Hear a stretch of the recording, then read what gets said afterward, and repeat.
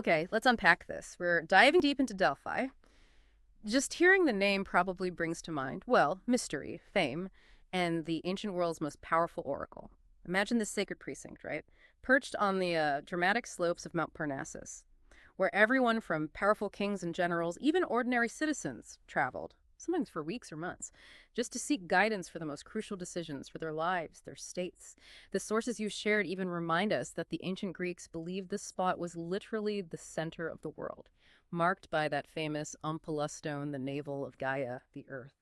So we've got this stack of sources here. We're digging into Delphi's incredibly rich history, its powerful myths, and, well, everything that archaeology has painstakingly uncovered over the centuries. Our mission in this deep dive: to go through this material, pull out the truly essential nuggets of knowledge, help you get well informed on this fascinating place quickly but thoroughly. That's exactly right. We're not just, listing facts from the sources. The goal here is to understand why Delphi held such immense significance in the ancient world, how its influence actually played out in shaping history, and what enduring insights it might still offer us today. It's about connecting the dots, seeing that bigger picture. And speaking of those connections, what stands out immediately from everything you've shared is just how absolutely central the Oracle was to everything about Delphi. I mean, it was the engine driving the whole operation, wasn't it? Absolutely. The beating heart of Delphi's fame. And look, the reason for its existence for centuries was the Oracle of the Pythia. She wasn't merely some figurehead. She was believed to be the direct mouthpiece for the god Apollo himself. And her name, Pythia. You pointed out the sources trace it back to Pythios, an epithet of Apollo. But here's where it gets really interesting. That epithet itself comes from Pytho, the site's ancient name. And Pytho, you said, might be linked to the verb pytho, meaning to rot or decompose, which is quite something. It really is. This interpretation ties directly back to the myth of Apollo slaying the monstrous serpent Python right there on the site. So the name could literally be referring to the serpent's, decomposing body. Think about that. Layers of myth and potential meaning just wrapped up in the name of the priestess. Wow. Okay, so what about the human element? The sources mention how she was chosen. Yes, what's fascinating here is the human side behind these divine pronouncements. The sources tell us the Pythia was typically chosen from local peasant women. They had to have lived, essentially, a blameless life within the community. And while legend, and maybe early practice, describes her as initially a young virgin, there was apparently an incident later that led to a shift. An incident? What happened? The details are a bit murky, but the outcome was the law changed. It required the Pythia to be an older woman, perhaps 50 years or more. Though interestingly, she would still wear the traditional costume of a virgin, maybe as a nod to the site's earlier history or those mythical associations. So, she's chosen, she's living this blameless life, and then comes the ritual itself. How did that work? Our sources describe her sitting in the most sacred part of the temple, the Adonison, right? Which means do not enter. Exactly, the innermost sanctum. She sat on a tripod, which is often described as being positioned over some kind of fissure or opening in the earth. Legend claimed that fumes rose from this spot, maybe linked to the decomposing python, maybe underground springs. And these fumes were thought to induce a trance state where Apollo could possess her spirit. And this wasn't happening all year round. No. Interestingly, the oracle wasn't available in the winter months. Consultations couldn't happen then. The traditional explanation was that Apollo was away visiting the mythical Hyperboreans. And the temple was temporarily occupied by Dionysus, who was sort of Apollo's divine counterpart. So she enters this trance, maybe from the fumes. And then what? She just started speaking prophecies.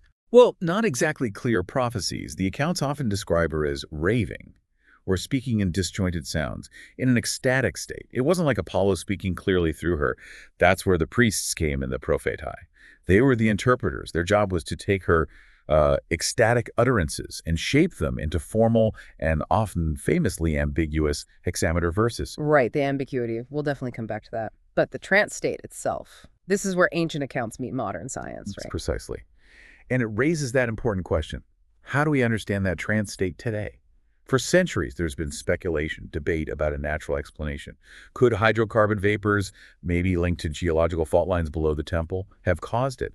Early archaeologists, geologists, they initially found no evidence of a big chasm or gas emissions. So a lot of scholars just dismissed the ancient descriptions as purely mythical fluff. But that's changed recently. Somewhat. More recent interdisciplinary teams, using modern geological techniques, have identified two significant fault lines: the Kurna and Delphic faults. And they seem to intersect pretty much exactly beneath where the Adaton is thought to have been. And they have found traces of certain gases, like ethylene, in water samples from the nearby Kurna spring. So this scientific work offers some compelling, though still debated, support for those ancient accounts of geological influence. It's a fascinating example of science trying to catch up, or at least test, ancient traditions. Okay, so regardless of how the trance happened, consulting the oracle was a whole procedure. You couldn't just show up whenever, only one day a month. Yes, limited to just one day a month, specifically the seventh day, believed to be Apollo's birthday.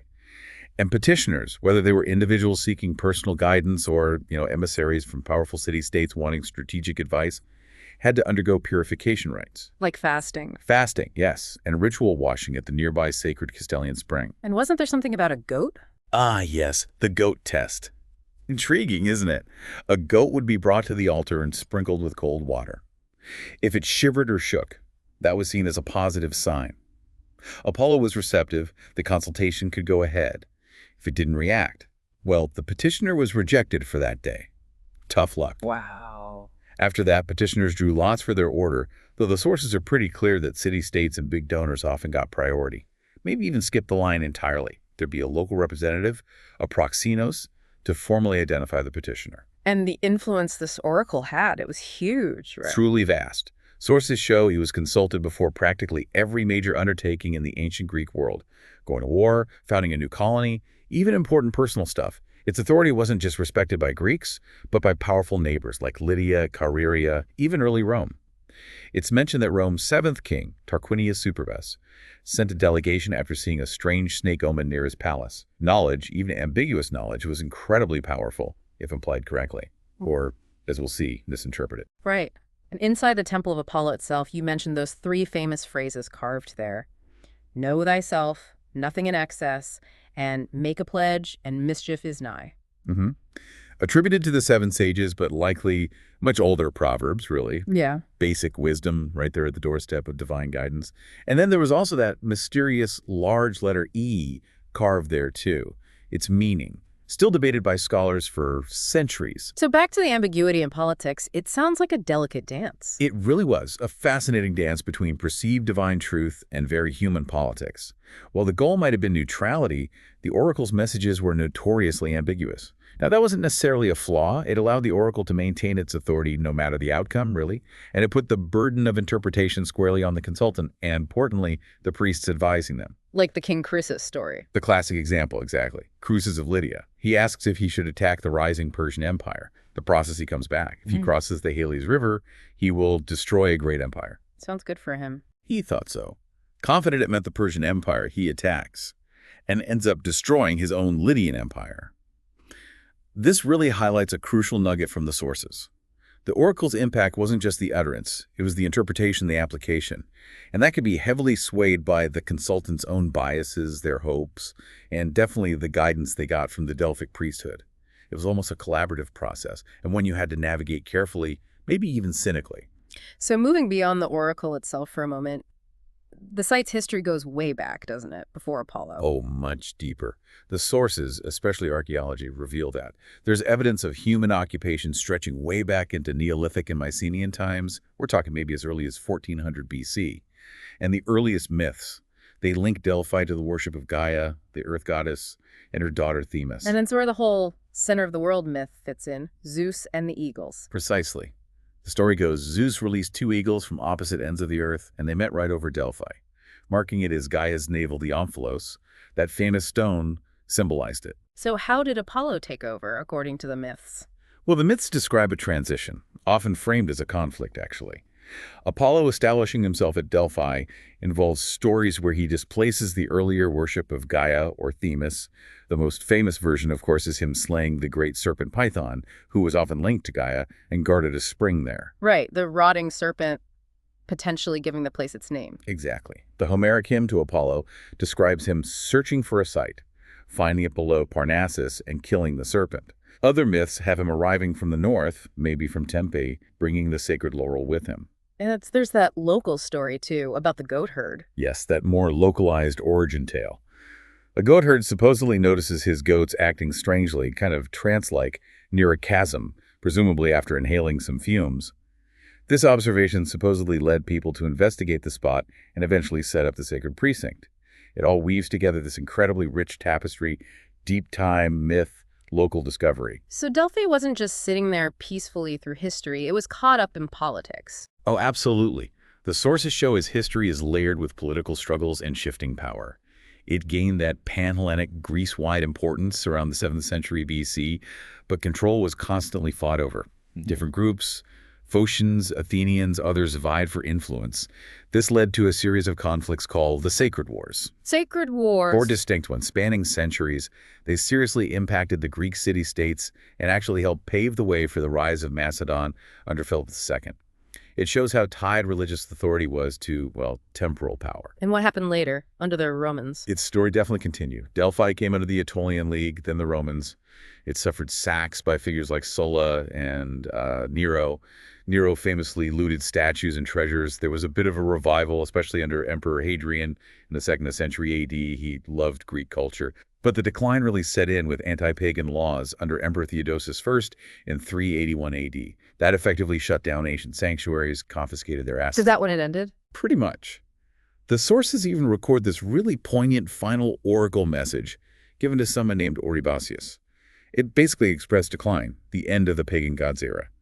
By the 6th or 7th century AD, the site was essentially abandoned. But then rediscovered. Centuries later, yes. Early travelers like Syracuse of Ancona described ruins back in 1436. But serious, large-scale archaeological digging didn't really start until 1893, led by the French school at Athens. And this was a massive undertaking. They actually had to relocate an entire village, Castri, which had been built right on top of the ancient site after an earthquake. Relocate a whole village. Wow. Removing tons and tons of earth and debris finally revealed the layout of the major buildings and structures we can, see and study today. So let's take a quick walk through the site. Based on these sources, you'd come up the Sacred Way. That's the main winding street, leading up the slope. And it wasn't just a path. It was lined with monuments and these treasuries. The treasuries sound amazing, built by different cities. Exactly. Small, temple-like buildings put up by places like Athens, Sipnos, Argos. They were specifically to house the lavish offerings and tithes they gave to Apollo, often, like a tenth of their spoils after winning a battle. The Athenian treasury, which is beautifully restored today, was built to commemorate their victory over the Persians at Marathon. And right in front of the main temple of Apollo Stood the striking altar of the Chians, made of black marble, funded by the people of Chios in the 5th century BC. Just below that main temple terrace, supported by that really impressive polygonal wall, was the Stoa of the Athenians. That's an open-sided porch, maybe used by Athenian visitors, or for official business, perhaps. And nearby, there's this prominent rock outcrop called the Sibyl Rock, possibly a spot for early prophecies or public speeches. Okay, continuing up the slope, the theater. Right, further up. Dates mostly to the 4th century BC, though it was remodeled several times, including by Nero. It seated about 4,500 people, used for the vocal and musical contests during the Pythian Games. That was one of the big Pan-Hellenic festivals held at Delphi every 4 years. And you mentioned something interesting about the walls there. Inscriptions. Yes, fascinating. The support walls of the theater itself are covered in hundreds of manumission contracts. These are records of enslaved people being sort of fictitiously sold to Apollo as a way to formally gain their freedom. Really human stories carved in stone. Wow. What about other key structures nearby? Moving a bit away from the main sanctuary, maybe half a mile or so, you find other important areas. The sanctuary of Athena Pronea, that's where you find the iconic Tholos. Ah, the circular building, the famous picture spot. That's the one. A mysterious circular building, 3 restored Doric columns, probably the most photographed part of Delphi today. The architect was apparently Theodorus Phocius. Then there was the gymnasium nearby, too. Training areas, palestra, pools. Some sources even suggest the baths had, like magical communication powers. Magical baths, okay. And traces of the stadium where the Pythian Games athletic events happened have been found a bit further away at Ganea. And back to that supporting wall you mentioned, the polygonal wall. Right, dating to 548 BC. It's remarkable not just for its incredibly precise, irregular masonry, how the stones fit together perfectly, but also for those roughly 1,000 slave manumission contracts carved right onto its surface, mostly from around 200 BC onwards. And we can't forget the sacred Castalian spring, vital for purification rituals. It had these monumental fountains channeling water down towards the main sanctuary. And seeing the actual objects found there must be incredible. in the museum. Oh, absolutely. The Archaeological Museum of Delphi really brings the site to life. You can see the famous bronze charioteer of Delphi, amazing preservation, archaic statues like Cleobes and Byton, the enigmatic Sphinx of Naxos that once sat way up on an Ionic column, exquisite sculptural bits from the Siphnian treasury's frieze, even what might be the earliest known example of musical notation found inscribed on stone. Musical notation from that long ago. Yeah, and tiny details like a little Sasanian leopard figure or the Gallio inscription, which helps date events of the Roman province. They connect us directly to the people who are there, dedicating things over centuries. So Delphi didn't just fade away after antiquity. The sources show it lived on. Definitely. It resonated through later art and literature. You see it in early, often kind of fantastical, imaginary woodcuts, then traveler sketches capturing the romantic ruins, detailed Baedeker guidebooks or early tourists, early photographs. The site has continuously captured imaginations. Artists, too. Oh, yes. From Michelangelo sneaking a Pythia onto the Sistine Chapel ceiling, to later painters like Collier and Waterhouse depicting the Pythia or the dramatic landscape, and those Delphic maxims, know thyself, nothing in excess, endlessly quoted and pondered. And in literature. Deeply embedded. Appears in works by ancient and modern writers. It holds a particularly intense presence in modern Greek literature. Poets like Salamis, Karyotakis, Sepphoris, all grappling with its legacy, its meaning for modern Greece. There were even 20th century efforts, like Angelos Sicilianos' Delphic festivals, trying to promote a broader Delphic idea of cultural unity inspired by the site. And then there's that modern connection, the Delphi technique. Ah, yes, the Delphi technique. A structured way to get opinions from a group, used in forecasting and decision-making. Named after the Oracle, obviously. Meant to evoke gathering wisdom from multiple sources, though apparently some of its creators later felt the name was maybe a bit too mystical. So, wrapping this up, why does this ancient site still matter so much? What can we take away from it today? That's the core question, isn't it? I think it shows us how people, deep in the past, grappled with profound uncertainty. How they sought guidance from powers they believed were higher. How they blended myth, ritual, and what they understood of the natural world around them. It's a crucial window into ancient Greek identity, their beliefs about the divine, and that really dynamic interplay between knowledge, power, interpretation, and human action. It highlights how, across millennia, humans have just wrestled with understanding their place in the cosmos and making sense of a complex, often scary world. It really has been quite a journey through these sources. From those mythical origins, the center of the world, the voice of the Pythia, through all those intricate layers of history that archaeology revealed, and its surprisingly long echo into our own time. Yeah, at its heart, Delphi was so much more than just a temple or an oracle spitting out prophecies. It was this vibrant, complex hub, religion, politics, deeply human-seeking, all mixed together. A place where the divine was accessed, sure, but then it was interpreted, debated, and applied in ways that genuinely shaped the course of events. It serves as a powerful reminder, I think, of that dynamic relationship between belief, authority, and individual or collective action.